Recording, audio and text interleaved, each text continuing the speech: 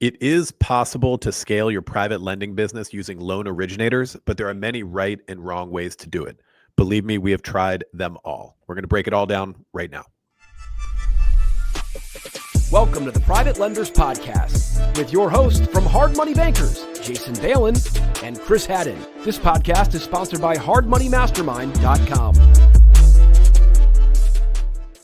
Hey everyone, if you haven't done so already, go check out lendersoftware.com, lendrsoftware.com. They are the in-house software for the Hard Money Mastermind, growing really, really quickly in popularity. Go check it out. Mention this podcast for a discount, lendrsoftware.com. All right, so scaling your lending business with loan originators is done in the industry. It's often not done the best way. We've tried many different iterations of how to grow with adding originators to the team in different capacities, like whether they're sourcing their own business, getting internal leads, the W-2 or their partners. Like there's a number of different ways to do it. And we've had some success with them. And we've also done it wrong quite a few times. So this is the challenge with that. And a few things, and we're going to go in a few different directions on this. So just bear with us as we go through it. It's leverage is all about the right people, and you want to have the right partner. You want to have the right employee. You want to have the right team member, because if you've ever partnered with the wrong person, or if you ever hired the wrong person, it's a real pain in the neck, and it's challenging to do though. And it also costs money to hire the right person in order to do so. So there's a fine line between bringing someone on who's motivated to potentially work with you and also be able to compensate them the right way for them to stick around. On the other side, there's one side where, hey, I don't want to spend too much. I got to see if this project's even going to work. Right. And then, it's hard to find that right person. Like think about the exact person. If you're like, oh man, I'd love it if they partnered with me. I'd love it if I brought them in.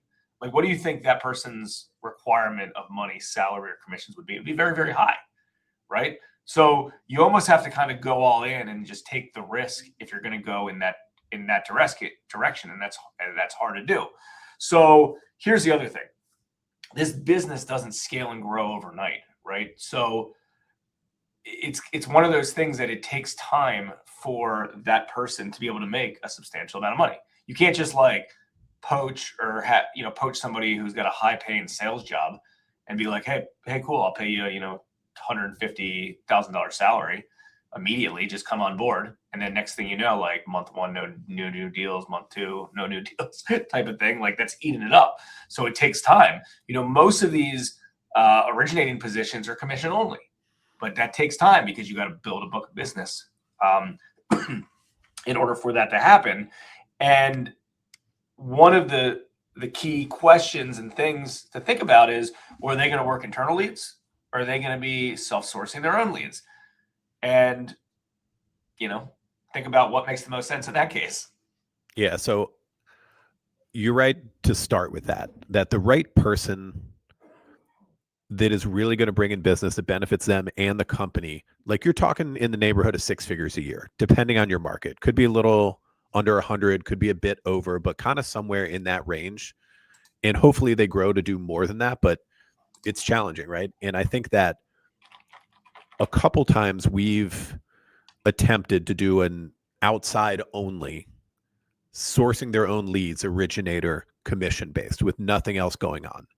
And when we've tried to do that, it's pretty much crashed and burned, because on one side, if you get someone who's underqualified, they're just not going to produce. This is a tough thing. It is a niche business. There's a lot of competition, a lot of applications in this business don't work out. It's a numbers game. Most of them are not going to be deals. You can go out and get leads. That's not hard. But to go out and get deals, that's a different thing. And an originator who is bringing in leads and they just keep getting turned down, they're just going to get discouraged and move on. And so we found that that's the case with lesser qualified people who you may not want to give like a, big draw or salary to. And so Yeah, there's a couple different ways we can go at this. So that's one that we have found that is really, really challenging to make that work. Just go out, bring in business. We have the capital. We'll pay you whatever percentage, like, a quarter, a third of it, even a half of the origination fees is a really, really tough thing to make work. Yeah, I'm going to go through in a sec all the different options, and then I think we'll dive into the right way to do this because we've had a lot of success with it. We have over the last few years. But we've been through it all over the last 20. And like when I say like these are the different ways to do it, right? So you have an internal sales rep that runs internal leads. You have an internal sales rep, like when I say sales rep, like a full-time person that does run internal leads, or you have a full-time person that's in essence biz dev that's trying to go find deals, right? You have an outsourced person that doesn't necessarily work for your company, but like they'll try to find deals and refer them to you and broker to them. You have an intake person, which in essence is like an admin that answers all the phone calls and just takes a script. And then of here's the 10 questions to ask when a new lead comes in. And then, after they pre-screen them, like a junior loan officer, then you come in. I think that way is the worst personally, absolutely the worst out of all of these. But anyways, and I think that's one area that a lot of folks try to go to because they're like, hey, I'm out there, I'm generating business, but I just, I can't talk to all these borrowers all the time. There's this or that. If I just had someone pre-qualifying some of these for them, then I'll step in. Like this is business types of sales, right? These real estate investors want to talk to the decision maker. They want to talk to someone that has authority and has real pull. So that doesn't mean you can't have a loan originator talk to them, but it can't just be like an admin order taker. Like this isn't like a questionnaire to fill out. This is, hey, well, cool. If we've done lots of videos and stuff related to scripting, like this is like, oh, cool. When did you buy this property? Oh, that's good. How'd you do on this one? Oh yeah, I know that area. Like this is a sales job. This is real. This isn't just like, so I think that one's bad as well. Let's just jump in real quick and then Chris can tailor off what I'm about to say on the right way to do it. Because I think there's two right ways to do this, and we do both of them in different cases. Because we have about 5 people inside our office generating business or bringing in business through different structures. So the first structure is an internal person, and that internal person, really what we've seen, the only way it works is if you give them leads with the hopes that they potentially can grow into building better relationships with these people than you can. And the reason is that's their full-time job, right? So starting out, Chris and I were a one-man band, right? Like we did everything. We were running all the deals and stuff like that. And we created a book of business, and then we needed help and we needed leverage and we needed someone working on stuff. So we have, a full-time loan originator where their job is to represent us. Like, hey, I'm HMB. Like they're running leads, and maybe we'll run referrals ourselves or repeat borrowers ourselves here and there. But for the most part, they're the front man of generating the business, and they're turning by building better relationships because they have more time and focus on that. They're able to turn more deals and getting referrals out of some of our good borrowers than we could because, that's their full-time job. Like I can't take them out to lunch. I can't take the borrower out to lunch every day. I can't do coffee. I can't, go to the meetup groups and see some of these people all the time. I could early on in our career, but not now. So this person, they're representing us and they're running all the leads internally with the hopes of generating more business anyways and paying for themselves by doing deals from these particular borrowers that I just wouldn't be able to do myself. And I think it's a limited belief to think that you can't get some, a lot of people are like, well, I don't want to, get someone and just have them run internal leads. I'm just paying them, a point or 33% of the commission of the fees when I could just do it myself. You're right. You can until you get to a certain level. And if you read the title of this podcast, we talk about scaling. Right? If you're a one-man operation and you have a few $1 million deployed, certainly you can do that. The point is to get it to the next level, you might need to bring someone in place to help. Yeah, so I think that is the first one that we should, document for the purpose of this podcast that we have had good success with. You have a commission-based originator that is getting internal leads from your marketing and is also working to develop those leads into repeat and also looking to source their own business. That, and it could be done like if you had some kind of base or a draw, that could happen. It doesn't necessarily have to be that, especially if you have a good amount of internal lead flow for them to work and they can start getting deals closed like month 1, month 2, and beyond. That one can definitely work. I think that one pitfall is when we've seen, in our own company and especially others within the Mastermind group too, where they start with an originator and they have too high of a base salary. And they intend for them not to really work internal leads, but we're going to give you a healthy base salary and you go originate business and bring it in. And that's just a very challenging setup. One, because the company's going to get the short end of this because they're paying out money. And two, it does demotivate the originator a little bit if they're getting paid too much regardless. So there's kind of a tricky balance here, right? And most of the times when, as other lenders within the Mastermind group are scaling and trying out these different things that we're talking about, that setup usually is not the best one. Yeah. So here's the thing. When you also kind of have to figure out other ways to potentially compensate somebody, and it's not just running leads, because then you can get that right person involved, right? Because I'll be honest, like we've set up multiple offices over the years, and in each office, our partner originator had access to almost unlimited capital. It was like, hey, listen, we want to get $10 million in this office deployed immediately. It took 3 years. So like, do the math. Like it takes a long time to be able to scroll, to do this portfolio. So like year one, and we're going to talk about partnerships here in a second of how we structure them. But year one, they had unlimited cash. All they had to do was go find good deals.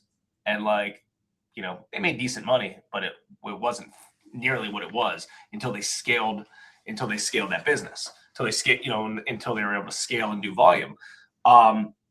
And a lot of, I know multiple people in the Mastermind group right now that are running into this problem is they have originators that, not that they think the grass is greener elsewhere, but they need to make more money and they're not 100% sure how to do it, because it's like, hey, like I go to the meetup group and I go find these deals, and 49 out of the 50 of them, we can do 1 out of 50 deals or 1 out of 100 deals. And that's how it is on our end. It's a numbers game. And sometimes it's deflating. And it's like, hey, I'm out there grinding, but like, we're conservative. Like, should I go try to broker loans to other people? Bad idea. But anyways, that's a different conversation. So like one of the things that we did internally, and I would recommend this as well, like to think about, is who's doing your property inspections? Or is there a way that you can potentially divert income that you're making from upfront valuations, inspections, good point. construction draws to this person, right? And we learned that, and that worked out really, really well, where in essence, like that grants a salary. Maybe, think about how much income you bring in right now between the appraisal fees or the valuation fees and the draw requests. Right. So we charge $400 to do upfront inspections and valuations. And we charge about $200 to do a draw. Right. So on fix and flip loans, it could be $1,000 for every fix and flip between a few draws and that. So, we're able to pay, a salary to our originator that in essence, he's also responsible for doing our inspections. And guess what? When you have an internal person going out and doing inspections, the impact and relationship you have on that borrower. You see the borrower up front at the original inspection. You see the borrower and the contractor 2, 3, 4, 5 times throughout draw requests. I mean, that's multiple times in 90 days. I don't talk to or see the borrower that much. So that turns into business development over and over and over and over and over. The relationships that I had with our borrowers and Chris had with our borrowers the first 2, 3, 4, 5 years of HMB were significantly better than they were today, because we were out on the streets all day. Hey, do this. Oh, this is cool. Hey, this. Oh, hey, we're at the properties. Oh, here's your draw check. We would give them checks. Hey, oh, here's your monthly payment. Thanks. Right? Like it was just interacting with them over and over and over and over and over. So maybe there's a way inside your business that you have something else that they could do AKA be an inspector, do draw requests that could potentially help you and help them generate a little bit more money, especially kind of on the early end. And we're going to talk about how we've created our full partnerships in other markets as we've expanded. And every one of our partners in other markets, part of their job to get off the ground running and having income come in immediately is to take a chunk of those valuation fees or those inspection fees and those draw requests up front, because like you generate a deal and you're bringing in $1,000 immediately from the bar.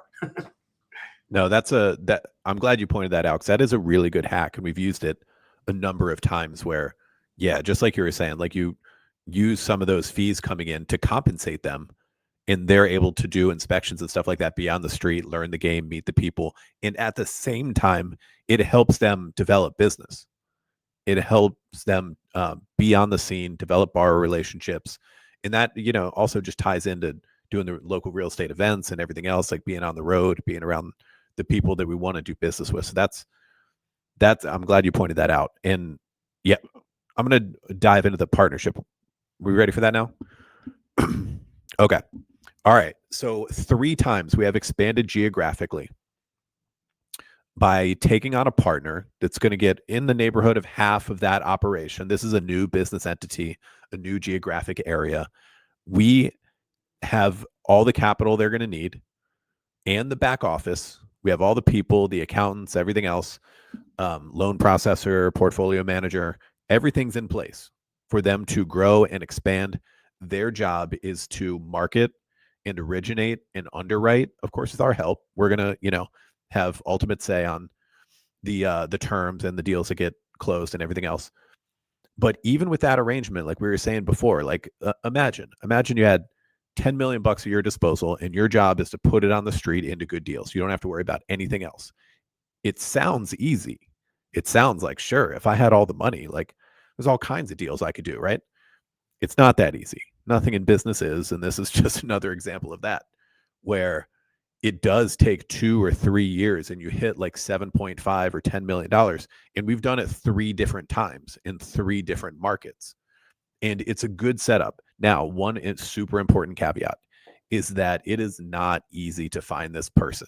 These 3 examples, when we expanded to 3 different geographic markets over a period of maybe 5-6 years, something like that, maybe 7, we had prior relationships with all 3 of these people who became partners in other aspects of real estate and also personally before they came on as an HMB partner. So there's a lot of ways, you got to be careful. There's a lot of ways where people could do some underhanded stuff, try to screw you, try to get you to fund deals that might not be on the up and up.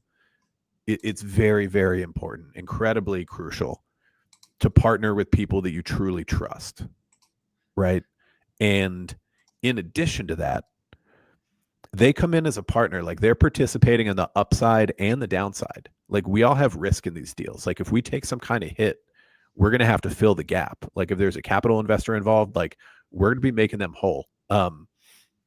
So yeah, so the profit is shared, but the downside is too. And that really, really brings people in. And that makes it a little bit different than the W-2 originator. They don't have any downside risk. When you're a W-2 commission-based originator, you're not in a position where you're going to lose money in any aspect. But if you come in as a partner, different story, right? Yeah, but and again, like I feel like the partner works if you're in a different geographic area.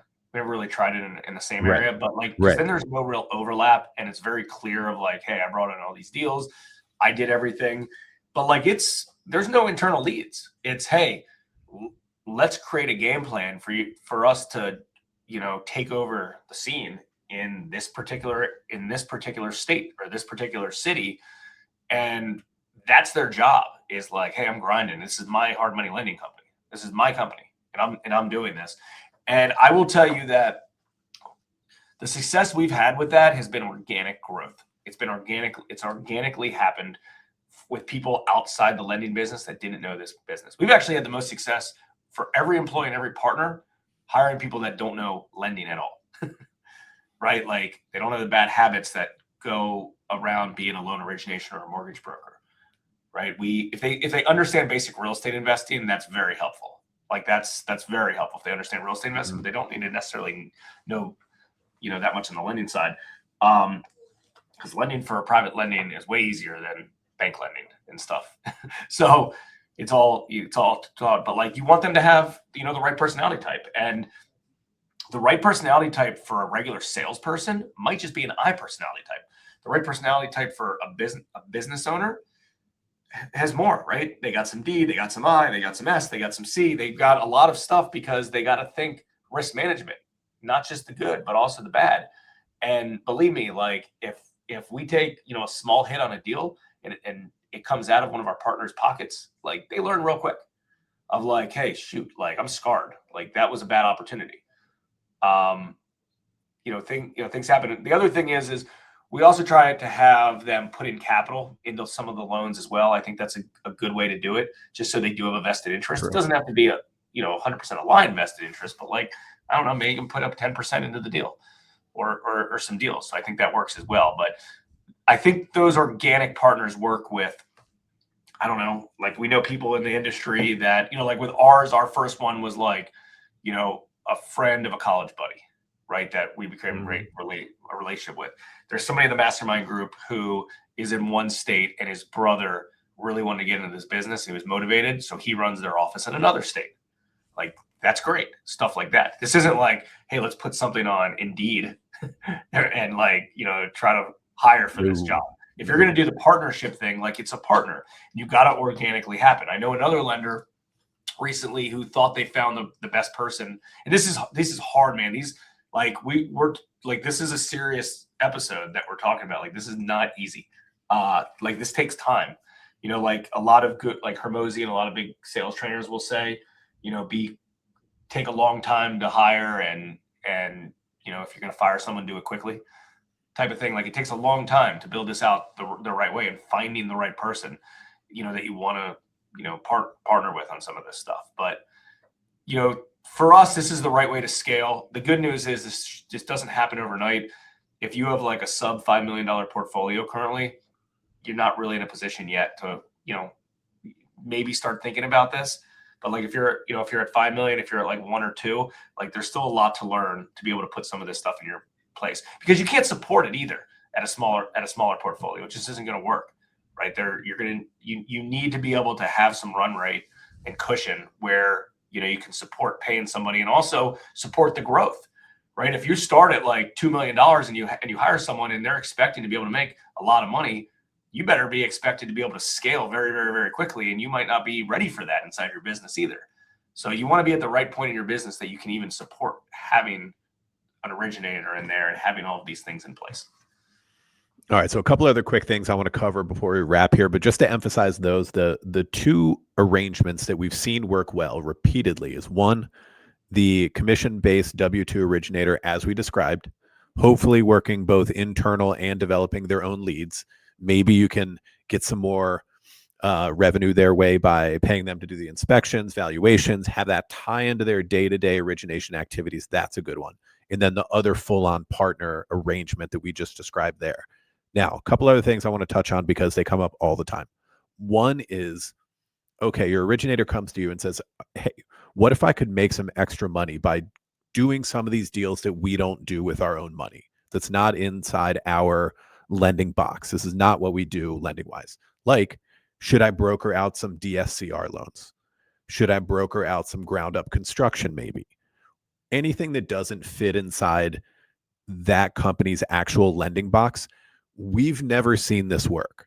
We have tried this a few different times within HMB because it's logical to say that, hey, we're getting these leads, but we don't do these kinds of deals. Maybe we should spend time and monetize them.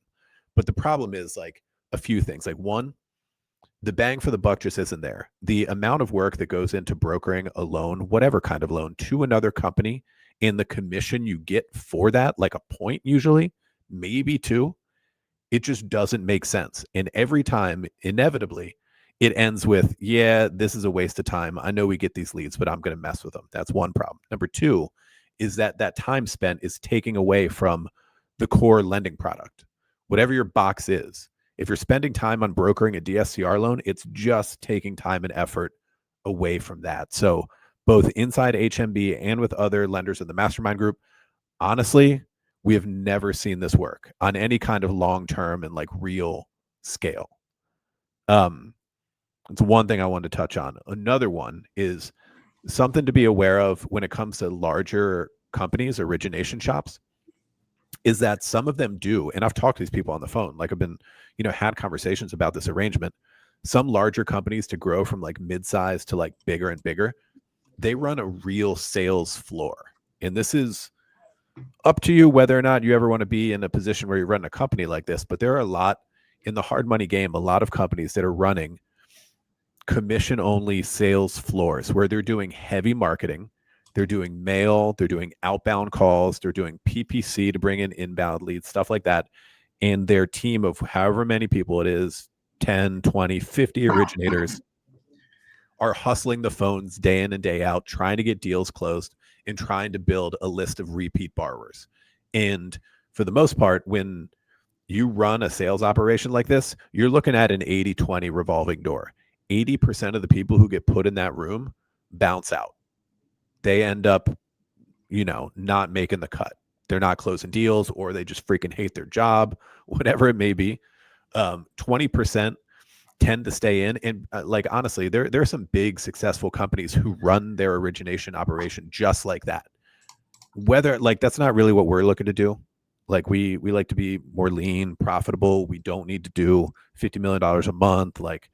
But that's just another something to be aware of, that even at that level, it's a very, very competitive game. It's difficult. It's not easy to bring in people who will make money for themselves and for the company and enjoy their job. So it's about finding out the arrangement that works for you. What kind of scaling works for you in your company, your skill set, what kind of lifestyle business you want it to be, right? All important factors. I hope that this information helps you grow your company to the size that you want. It doesn't have to be huge. Some people kind of go to the default setting of I got to get this thing to 100 million. And then at some point realize that you can run a really, really great business and doesn't have to be anywhere near that size. Anything else to add on here before we hop?